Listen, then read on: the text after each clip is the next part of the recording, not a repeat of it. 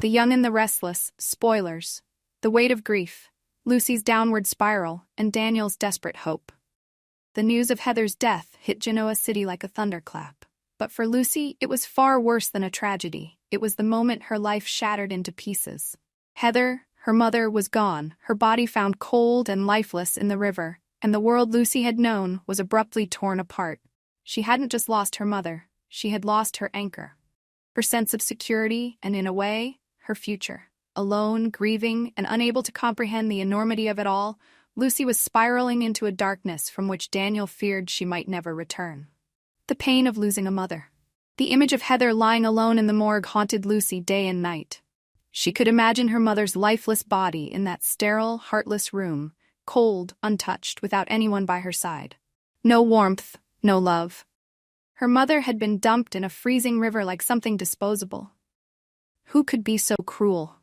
Lucy didn't have the answers, but the pain was unbearable. Every night she replayed the scene in her head, her mother's final moments, the fear Heather must have felt, the betrayal. It broke Lucy. The sadness, the confusion, the loneliness, it was all too much to bear.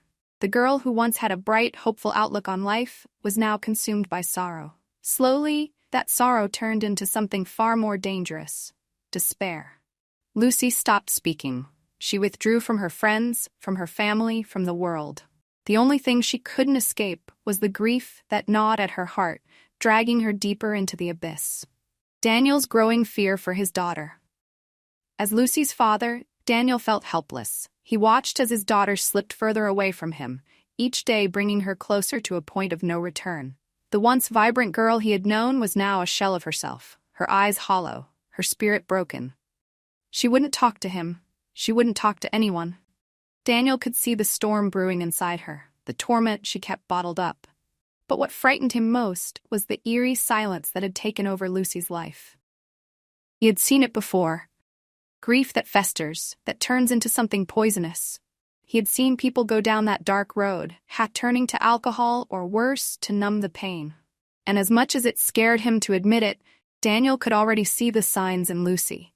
She had started drinking, trying to drown the unbearable weight of her emotions in a bottle, and with each drink, she seemed to sink further into a self-destructive spiral.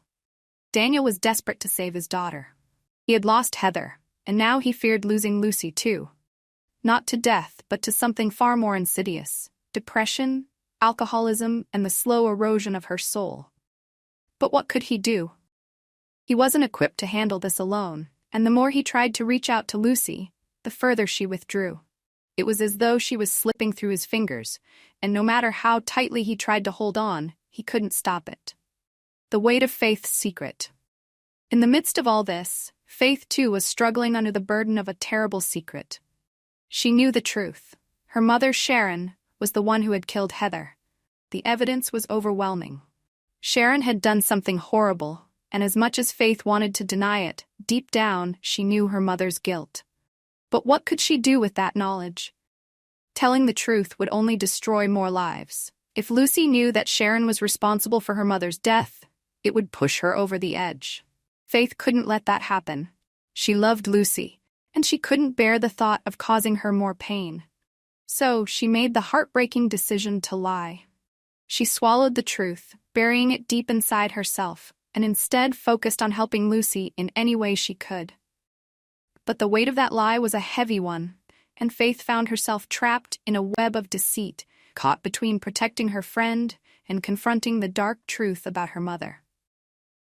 Daniel's plea for help, the role of Faith. Desperate for a lifeline, Daniel turned to Faith. He had seen the bond between Faith and Lucy. The way Lucy seemed to respond, if only a little, when Faith was around. Daniel pleaded with Faith to stay by Lucy's side, to help her through this dark time. Faith agreed, though her heart was heavy with guilt. How could she comfort Lucy when she knew the truth behind her mother's death? Every time she looked into Lucy's grief-stricken eyes, she felt a pang of guilt, knowing that she was keeping a secret that could shatter what little was left of Lucy's world. But Faith couldn't back out now. She had to be strong for Lucy, even if it meant living with the guilt of knowing that her own mother was a murderer. Daniel promised Lucy that he would find the person responsible for her mother's death. He vowed to bring them to justice, to give Lucy some sense of closure. But deep down, Faith feared that when Daniel discovered the truth, it would tear their lives apart even more. How would Daniel react when he learned that the woman he once cared for, Sharon, was the monster responsible for Heather's death? Lucy's descent into darkness. While Daniel and Faith fought to hold her together, Lucy was falling apart. The bottle had become her only companion, the only way she could quiet the screaming in her mind. She drank to forget, to escape the constant barrage of pain and loss that weighed on her soul. But the more she drank, the more she lost herself. She couldn't recognize her reflection in the mirror anymore.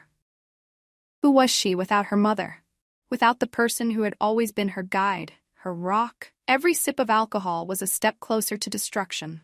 Lucy began pushing away the people who loved her, isolating herself even further. She stopped going out, stopped caring about anything. Her life became a blur of drunken nights and painful mornings. She knew what she was doing to herself, but she didn't care. She didn't want to feel anymore.